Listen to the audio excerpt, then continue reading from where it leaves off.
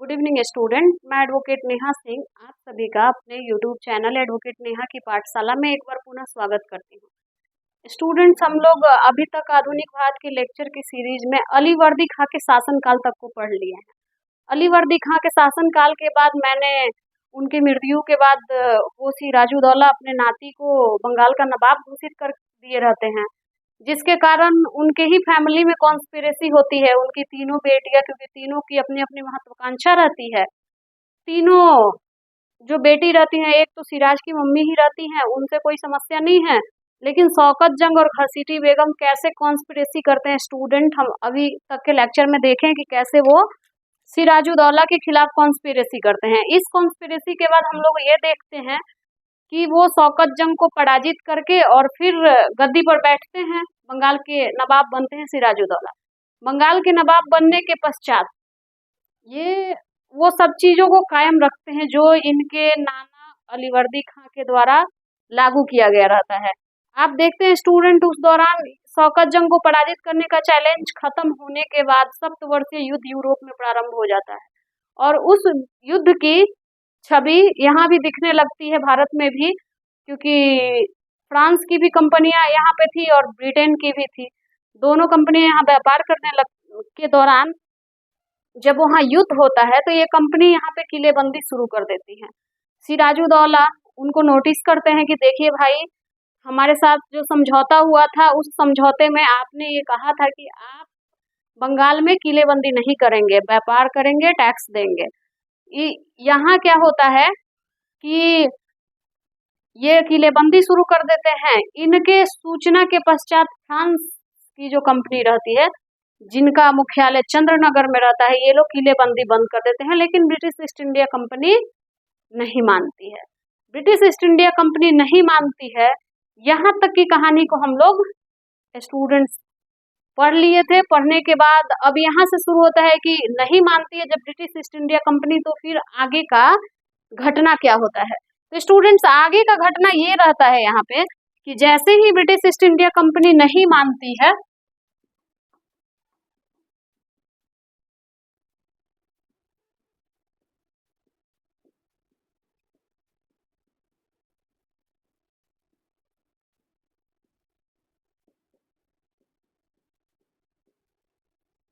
और ये जब नहीं मानते हैं सिराजुद्दौला के कहने के बाद, तो सिराजुद्दौला इससे क्या होते हैं कि नाराज होते हैं, और नाराज होने के बाद ये क्या करते हैं कि सीधे आक्रमण कर देते हैं कासिम बाजार पर।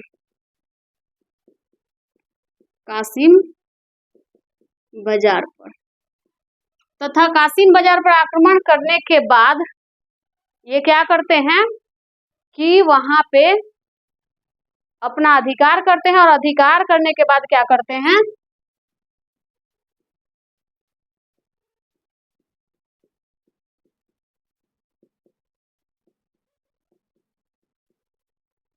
ये आक्रमण करने की दो समस्या होती है। एक तो ब्रिटिश ईस्ट इंडिया कंपनी इनकी बात नहीं मानती है और किलेबंदी जारी रखती है, और दूसरा जो इनकी मौसी रहती है घसीटी बेगम, इनका एक वफादार व्यक्ति रहता है जिसका नाम रहता है राय दुर्लभ, वो ब्रिटिश ईस्ट इंडिया कंपनी के संपर्क में रहता है, और इन दोनों को ही सीधा करने का इनके पास एक अच्छा ऑप्शन रहता है कि इस तरीके से हम दोनों को समझा सकते हैं, और वो आक्रमण इसी उद्देश्य से करते भी हैं। करने के बाद क्या होता है कि ये कासिम बाजार पर आक्रमण करते हैं, कलकत्ता को जीत लेते हैं, और कलकत्ता पर अधिकार करके इसका नाम क्या रख देते हैं, अलीनगर। अलीनगर इसका नाम रख देते हैं, अली वर्दी खां के नाम पर इसका नाम अलीनगर रख देते हैं। इतना ही नहीं, यहाँ जीतने के बाद इसका नाम रखते हैं अलीनगर, और यहाँ से 146 ब्रिटिश ईस्ट इंडिया कंपनी के सैनिकों को, आप सैनिक बोलिए तो या उनके व्यापारी बोलिए तो, उनको ये फुल्टा द्वीप, फुल्टा द्वीप कहाँ है, तो आप गंगा नदी से जैसे ही आगे बढ़िएगा तो गंगा की एक से ही जुड़ी एक नदी है जो उसी से कट के बनी हुई है, हुगली नदी, उसी के मुहाने पे फुल्टा द्वीप पर एक कमरा रहता है, छोटा सा कमरा, 12x14 के कमरे में सबको कैद कर देते हैं। ये जरूर आप लोग एक बार जांच लीजिएगा। लेकिन वो एक छोटे से कमरे में जिसमें सिर्फ सांस लेने के लिए एक छोटा सा होल था, बाकी पूरा पैक्ड था, उसी कमरे में 146 सैनिकों को पैक कर दिया जाता है। पैक करने के बाद मतलब आफ्टर 24 आवर इनको जब निकाला जाता है तो इसमें मात्र 24 लोग बचे रहते हैं।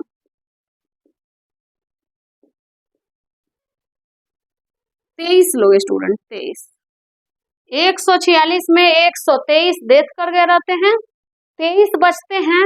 और इसका प्रत्यक्षदर्शी एक व्यक्ति था, हॉलवेल। इस घटना 23 लोग बचे रहते हैं, बाकी 123 की मृत्यु हो गई। और इस घटना को ही नाम दे दिया गया ब्लैक होल। इसके प्रत्यक्षदर्शी जो रहते हैं उनका नाम रहता है हॉलवेल। इनका कहना है कि इन 146 लोगों में वो भी एक थे जो कि इस 23 के लिस्ट में थे, जो ये बताते हैं कि एक छोटे से कमरे में सबको पैक कर लिया गया, बंद कर दिया गया, जिसमें से 123 कार्बन डाइऑक्साइड की अधिकता के कारण मारे गए, 23 बचे। इन 23 में एक हॉलवेल भी थे। दूसरी बात ये थी कि इसी युद्ध के बाद इन्होंने क्या किया कि कलकत्ता का नाम अलीनगर रखा, अब फोर्ट विलियम पे भी अधिकार कर लिया।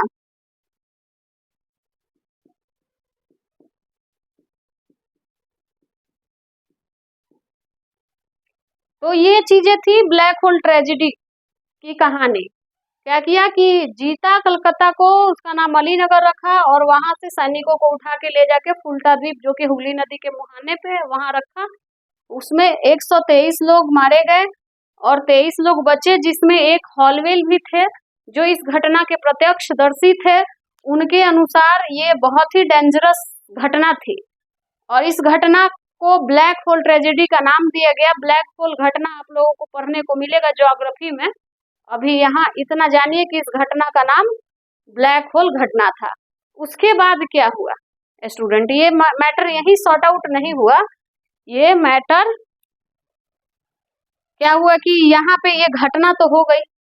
घटना होने के बाद फोर्ट विलियम का जो उस समय नेतृत्व करता था, उसका नाम था, प्रमुख था रोजर ड्रेक।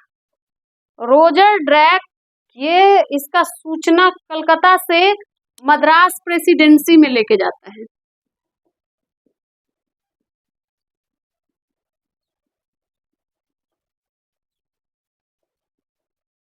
इसकी सूचना मद्रास प्रेसिडेंसी को मिलती है और मद्रास प्रेसिडेंसी को जब मिलती है इसकी सूचना, तो वहां पे ब्रिटिश ईस्ट इंडिया कंपनी का जो वहां के नेतृत्व करता थे या कंपनी वहां से भी काम कर रही थी, वो लोग चिंतित हो जाते हैं। लेकिन ऐसा नहीं कि वो पीछे हट जाते हैं।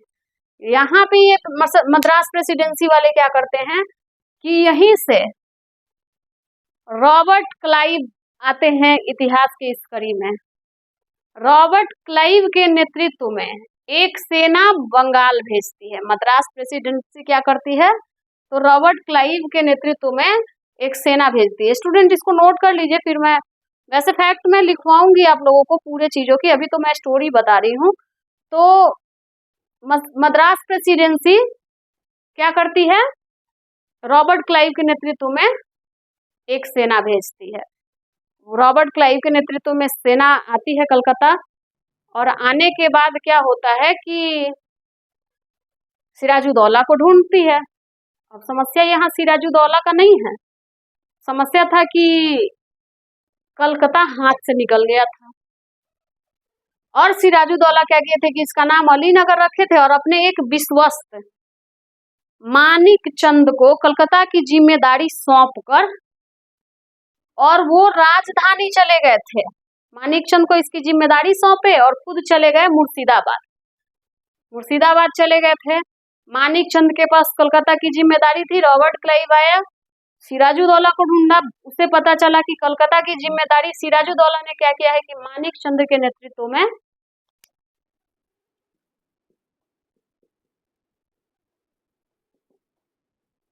सौंप के और मुर्शिदाबाद चला गया। रॉबर्ट क्लाइव जाके मानिकचंद से मिलते हैं और मिलने के बाद कहते हैं कि देखिए आप कलकत्ता हमें सौंप दीजिए। मानिकचंद कहते हैं कि नहीं भाई, मैं सिराजुद्दौला हमारे वो नवाब हैं, हम उनके साथ धोखा नहीं कर सकते हैं, मैं ऐसा नहीं करूंगा। लेकिन क्या है, स्टूडेंट्स की हर एक व्यक्ति की एक सीमा होती है। रॉबर्ट क्लाइव उनको लालच देता है।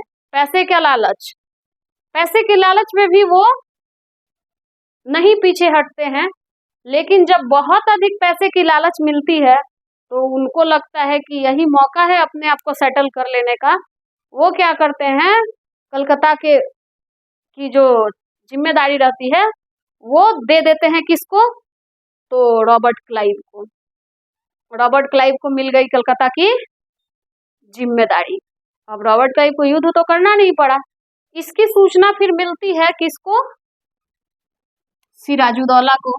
अब सिराजुद्दौला को इसकी सूचना जब मिलती है तो सिराजुद्दौला अब समझ गए रहते हैं कि अब यदि मैं पुनः आक्रमण करके कलकत्ता पे अधिकार करूंगा तो ये हमारी सबसे बड़ी मूर्खता होगी। क्यों मूर्खता होगी? क्योंकि इनको इसी समय समझ में आता है कि अगर मैं कहीं आक्रमण करूं, अभी तो ये एक मानिकचंद है, पता नहीं इसके जैसे कितने मानिकचंद पूरे बंगाल में होंगे जो मेरे खिलाफ खड़े हो जाएं। इसलिए वो क्या करता है कि अब आक्रमण नहीं करता है। यहीं पे सिराजुद्दौला क्या करता है, अलीनगर की संधि करता है। खबर भिजवाए रहते हैं ये रॉबर्ट क्लाइव की भाई कलकत्ता तो हमारे अधिकार में पुनः आ गया। अब आप क्या करना चाहते हैं भाई, युद्ध करेंगे कि क्या? तो ये क्या होता है कि अलीनगर की संधि करता है। और अलीनगर की जब संधि होती है तो उसमें कुछ तय होता है कि हम क्या क्या करेंगे और कैसे करेंगे। इस संधि में क्या होता है, स्टूडेंट्स की यहाँ पे रॉबर्ट क्लाइव सिराजुद्दौला के पास दो चीजें रखता है कि एक तो हम कलकत्ता का दुर्गीकरण करेंगे, सिराजुद्दौला मान जाते हैं। दूसरी चीजें वो कहते हैं कि हम कलकत्ता में अपने सिक्के जारी करेंगे, अर्थात हमारे लिए विनिमय का माध्यम हमारा रुपया होगा, आपका नहीं होगा। यानी कि संप्रभुता खत्म कर देते हैं इनकी और अपने व्यापार का ये लोग एकाधिकार धीरे धीरे स्थापित करना शुरू कर देता है। और इसी के बाद क्या होता है, स्टूडेंट की इतना ही पे नहीं मानते हैं रॉबर्ट क्लाइव। इसके बाद उनकी महत्वाकांक्षा और बढ़ जाती है और वो ढूंढने लगते हैं बंगाल में कि कौन कौन है ऐसा बंगाल में जिसको अपने पक्ष में, मतलब कि सिराजुद्दौला समझौता इसीलिए करते हैं कि हो सकता है कि और भी मानिकचंद हो हमारे साम्राज्य में जो हमारे खिलाफ जा सकते हैं और ब्रिटिश ईस्ट इंडिया कंपनी का सहयोग कर सकते हैं, जिसके बाद ब्रिटिश ईस्ट इंडिया कंपनी हो सकता है पूरे बंगाल पे अधिकार कर ले। अभी तो सिर्फ कलकत्ता का ही किलेबंदी मांग रही है, तो इसको दे देते हैं कलकत्ता और पीछा छुड़ा लेते हैं। लेकिन रॉबर्ट क्लाइव यहाँ नहीं मानता है, वो बहुत ही महत्वाकांक्षी व्यक्ति रहता है। वो तो ढूंढना शुरू करता है कि कहाँ कहाँ कौन कौन है मानिकचंद और उसको दरबार में बंगाल में वैसे लोग मिलते हैं। वो ढूंढता है उन व्यक्तियों को जो कि नवाब के राज्य में बड़े पद पे हैं लेकिन नवाब से नाराज हैं। वो चाहते नहीं है कि सिराजुद्दौला नवाब रहे, वो चाहते नहीं है कि सिराजुद्दौला के अंदर में वो काम करे। और उन लोगों को वो खोजना शुरू करते हैं रॉबर्ट क्लाइव, और उनको वो लोग मिलते भी हैं। और यहीं से न्यू पड़ जाती है स्टूडेंट पलासी के युद्ध की। तो आप सभी इतना नोट कर लीजिए और मैं इनका फैक्ट अभी तुरंत लिखवा देती हूँ और उसके बाद फिर हम पढ़ेंगे पलासी की लड़ाई। इसको नोट डाउन कर लीजिए स्टूडेंट।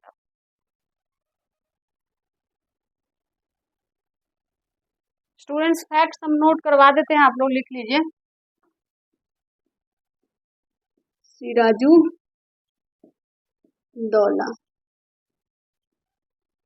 तो ये कौन थे? तो अलीवर्दी खां के नाती, अलीवर्दी खां के नाती। इनकी माता का नाम अमीना बेगम।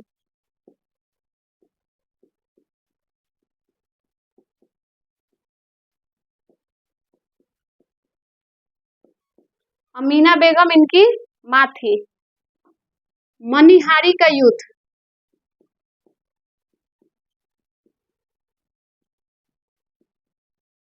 मनिहारी का युद्ध 1756 में होता है। किसके किसके बीच में? तो शौकत जंग और सिराजुद्दौला, आप समझिए इसको, ये पराजित होते हैं। सिराजुद्दौला नवाब होते हैं। इनके काल में यूरोप में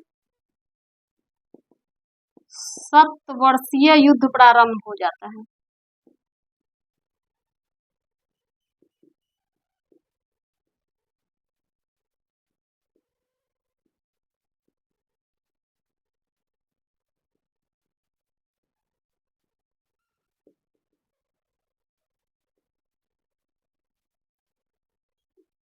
ब्रिटिश ईस्ट इंडिया कंपनी और फ्रांसीसियों के बीच। उसके बाद क्या होता है स्टूडेंट की? ब्रिटिश ईस्ट इंडिया कंपनी तथा सिराजुद्दौला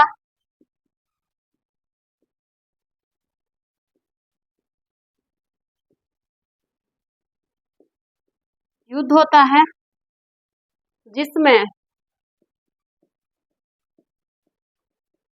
सिराजुद्दौला का कलकत्ता पर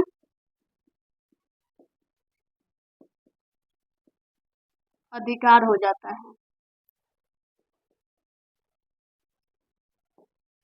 कलकत्ता का नाम ये अलीनगर रख देते हैं। कलकत्ता का नाम सिराजुद्दौला क्या करते हैं? अलीनगर रख देते हैं।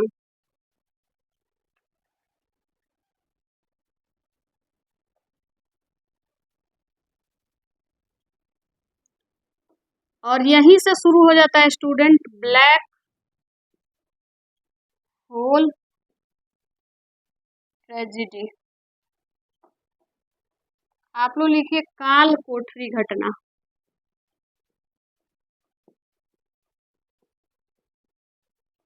इसी को अंग्रेजी में ब्लैक होल ट्रेजिडी कहा जाता है। इस घटना के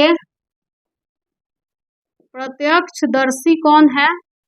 कौन देखा इस घटना को? तो हॉलवेल।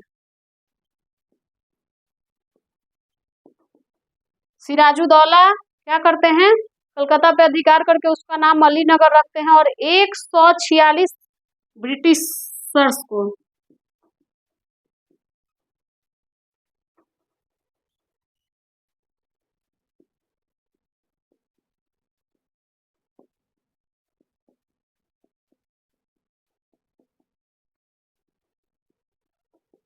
फुल्टा द्वीप के एक कमरे में बंद कर देते हैं। जिस कमरे का डायमेंशन मैं पहले लिखवा चुकी हूँ, 123 की मृत्यु, 23 बच जाते हैं। उसके बाद क्या होता है? और इसका डेट रहता है स्टूडेंट, ये बहुत इंपॉर्टेंट है, परीक्षा में पूछता है 14 दिसंबर 1756। 23 लोग बचते हैं। यही स्टोरी है आपके ब्लैक होल घटना की। इस समय फोर्ट विलियम का प्रमुख कौन रहता है? इस समय फोर्ट विलियम के प्रमुख रहते हैं रोजर ट्रैक।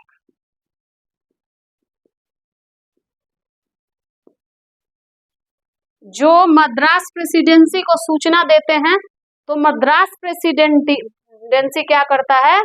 रॉबर्ट क्लाइव के नेतृत्व में एक सेना भेजता है।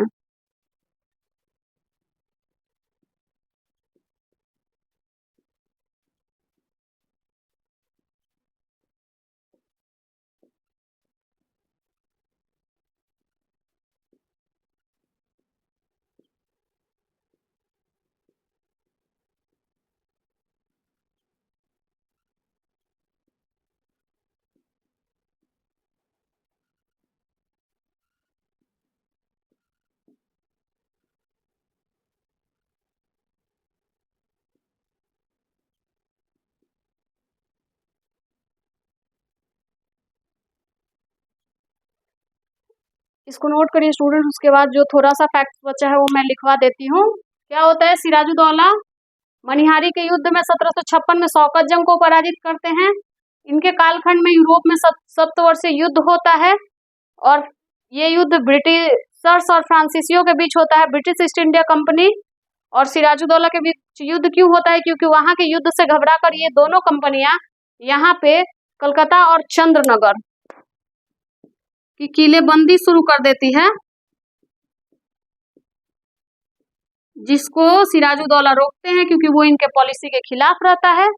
उसके बाद युद्ध होने के बाद सिराजुद्दौला क्या करते हैं, कलकत्ता पे अधिकार कर लेते हैं और उसका नाम अलीनगर रख देते हैं। और यहाँ से क्या करते हैं कि वो 146 ब्रिटिश ईस्ट इंडिया कंपनी के लोगों को लेकर हुगली नदी के मुहाने पे जो फुल्टा द्वीप है वहां के एक कमरे में बंद कर देते हैं, जहां ऑक्सीजन की कमी और कार्बन डाइऑक्साइड की अधिकता के कारण 123 लोगों की मृत्यु हो जाती है, जिसमें 23 बचते हैं।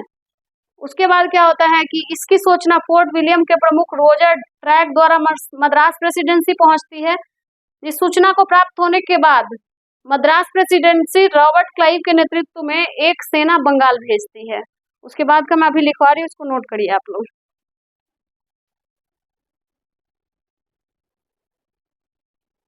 कलकत्ता को जीतने के बाद और कालकोठरी घटना के बाद सिराजुद्दौला कहाँ चले जाते हैं, दौला कलकत्ता की जिम्मेदारी मानिक चंद को सौंप के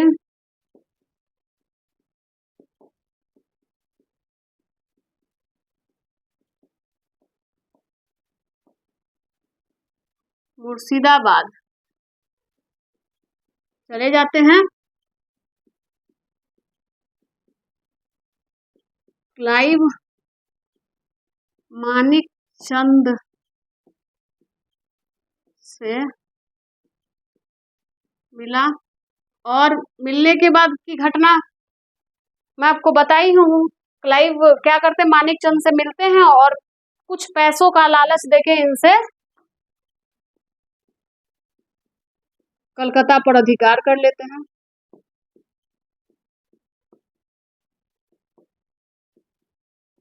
बिना युद्ध के ही। इसके बाद क्या हुआ कि इसके बाद इसकी सूचना मिलती है सिराजुद्दौला को। सिराजुद्दौला को लगता है कि हम लड़ नहीं सकते हैं, इसलिए सिराजुद्दौला और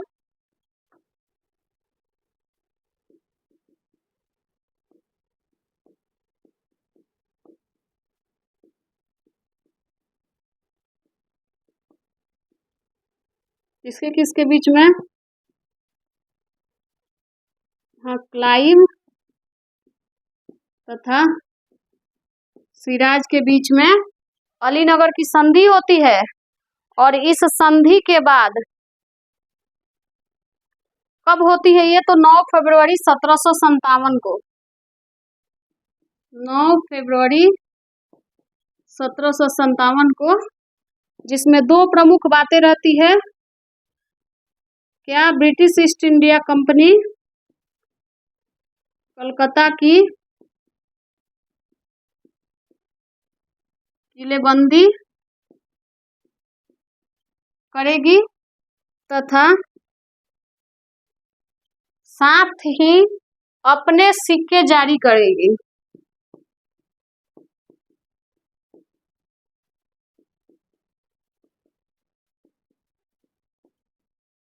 ये दो मुद्दों पर रॉबर्ट क्लाइव और सिराज के बीच अलीनगर की संधि हो जाती है। सिराजुद्दौला ये मान जाते हैं क्योंकि उनको लगता है कि इतना ही पे खुश है, अगर ब्रिटिश ईस्ट इंडिया कंपनी तो सही है, कलकत्ता दे देते हैं और ये दोनों चीजें हम मान जाते हैं। लेकिन स्टूडेंट यहीं पे बात नहीं रुकती है। क्या होता है कि रॉबर्ट क्लाइव की लालच बढ़ जाती है, महत्वाकांक्षा बढ़ जाती है और वो नवाब के ही दरबार में उन लोगों को ढूंढने लगते हैं जो नवाब के विरोधी रहते हैं, जिनकी अपनी स्वार्थ नहीं सध पाती है नवाब से।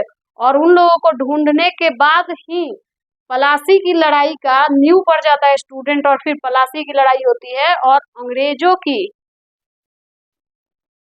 पहली बार बंगाल की राजनीति में अपना प्रवेश हो जाता है। तो स्टूडेंट्स आज इतना ही रहने देते हैं, कल हम पलासी की लड़ाई की कहानी को पढ़ेंगे, कैसे रॉबर्ट क्लाइव अपनी कूटनीति का प्रयोग करके बंगाल के ही लोगों के साथ मिलकर बंगाल पे अपना अधिकार करता है।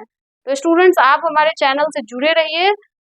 डेली आपको लेक्चर मिलेंगे, प्रत्येक रविवार को आपको करंट अफेयर्स की क्लास मिलेगी। साथ ही साथ स्टूडेंट आप लोगों को 8 से 9 डेली लाइव में हिस्ट्री के प्रीवियस ईयर क्वेश्चन का डिस्कशन कराया जाएगा। इसलिए आप लोग हमारे चैनल से जुड़िए, शेयर करिए, लाइक करिए, सब्सक्राइब करिए। Thank you.